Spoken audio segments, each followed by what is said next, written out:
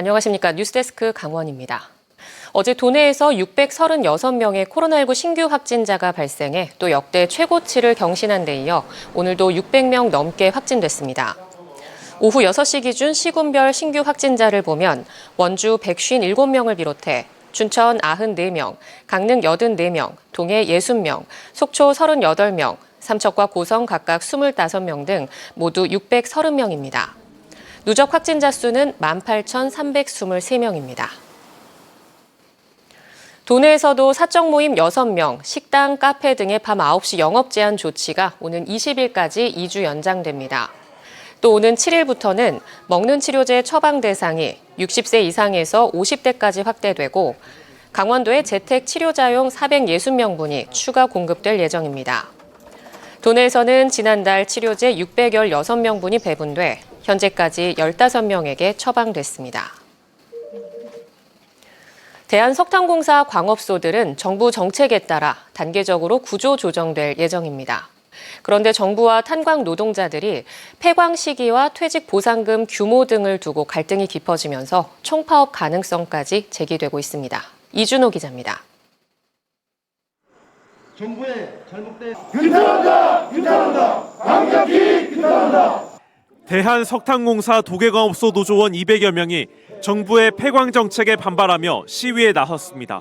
제6차 석탄산업 장기 계획에 따라 앞으로 석탄공사의 채탄량이 100만 톤 안팎으로 제한되면 빠르면 3년 뒤쯤 탄광이 폐쇄될 거란 위기감 때문입니다.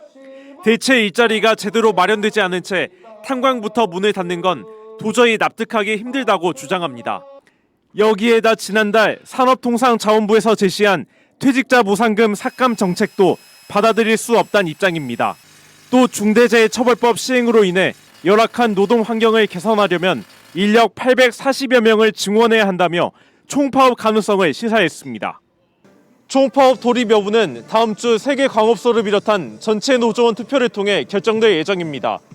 폐광을 전제로 하려는 정부의 무책임한 발표로 근로를 계속하고 싶은 소망이 짓밟힌 것이나 다름없습니다. 묵묵히 일해온 강부들의 피 맺힌 절규에 정부는 답해야 할 것입니다.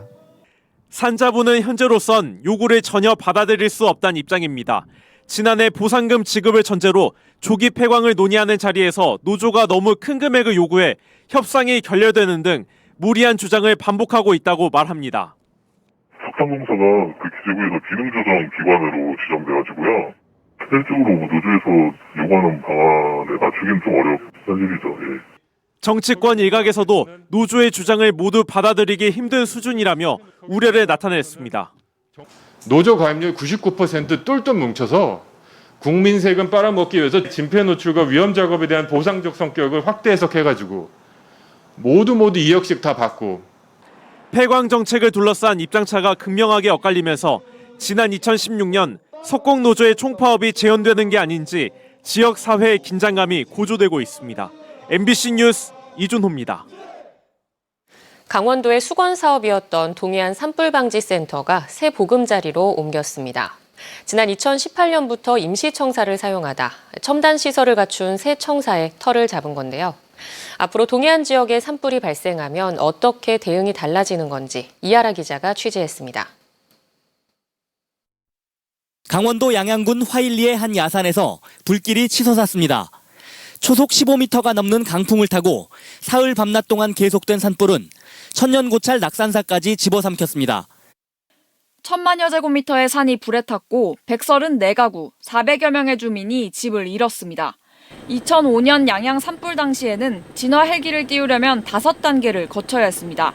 삽시간에 번지는 산불은 초기 진화가 진압의 성패를 좌우하는데 여러 단계를 거쳐야 하는 결제 라인이 빠른 진화에 방해된다는 지적이 잇따랐습니다. 컨트롤 타워의 필요성이 범정부적으로 대두되었고 2017년 9월 대통령님께서 동해안 산불방지센터 운영을 지시함에 따라 산림청에 산불 상황이 알려지면 바로 진화 헬기를 띄울 수 있는 한 라인이 지난 2018년 구축됐고 오늘 관제 시스템을 운영할 청사도 마련됐습니다. 지난 2005년 양양 산불 이후 17년간 건립을 추진해온 동해안 산불방지센터가 완공됐습니다. 대응하기 힘들었지만은 지금은 여러 가지 스마트 기술, ICT, 과학 기술에 기반한 한국형 산불 방지 대책의 마련으로 정확한 예측과 신속한 판단, 실제로 오늘 열린 준공식도 중 정선군에서 산불이나 산림 0.1헥타를 태우고 1시간여 만에 꺼졌는데 헬기가 뜨고 화재 진행 상황을 예측하고 진압하는 장면까지 모두 관제 시스템으로 한눈에 확인할 수 있어 보다 신속하고 적절한 대응이 가능해졌습니다. 한편 강원 동해안 6개 시군과 태백 그리고 강원 산지에는 지난달 29일부터 일주일째 건조 특보가 내려져 있어 동해안 산불방지센터는 감시 활동을 더욱 강화하고 있습니다. MBC 뉴스 이하라입니다. 지난 2019년 4월 발생한 고성 대형 산불과 관련해 검찰이 한국전력공사 직원들에게 최고 징역 1년 6월을 구형했습니다. 오늘 춘천지방법원 속초지원에서 열린 결심 공판에서 검찰은 안전관리 소홀에 대한 책임을 물어 한전 속초지사장 A씨와 전력공급팀장 B씨에게 징역 1년 6월을 구형하는 등 한전 직원 7명에게 징역 1년 6월에서 벌금 300만 원을 구형했습니다.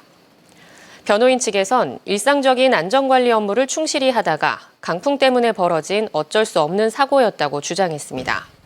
이들에 대한 선고는 오는 17일 이뤄질 예정입니다. 한편 오늘 재판이 열린 속초지원에서는 이재민 30여 명이 집회를 열고 재판부의 엄정한 판결을 촉구했습니다.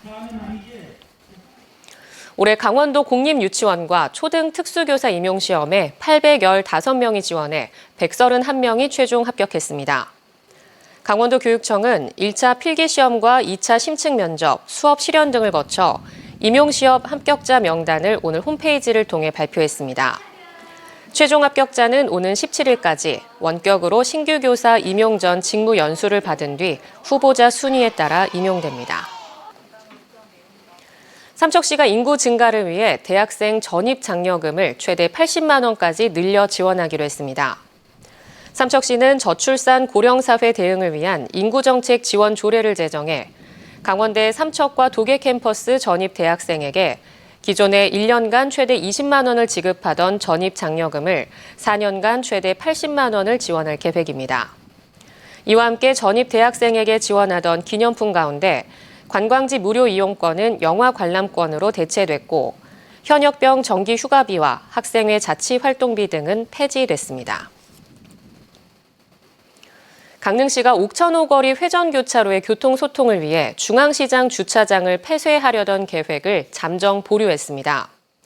강릉시는 이번 설 연휴 기간 옥천호 거리 회전교차로 통과 차량이 시간당 평균 2,800여 대로 새해 첫 연휴 기간보다 40% 증가했지만 특별대책 수립으로 교통 흐름은 원활했다고 밝혔습니다. 하수관거 개선 사업 일부 구간을 임시 개통하고 차량 400여 대를 주차할 수 있는 남대천 임시주차장 운영 등의 특별대책이 효과를 본 것으로 분석됐습니다. 강릉시는 전문기관에 용역을 맡겨 회전교차로 주변의 만성적인 교통지정체 해소를 위한 종합대책을 상반기 안에 마련할 예정입니다. 강원뉴스 마칩니다. 고맙습니다.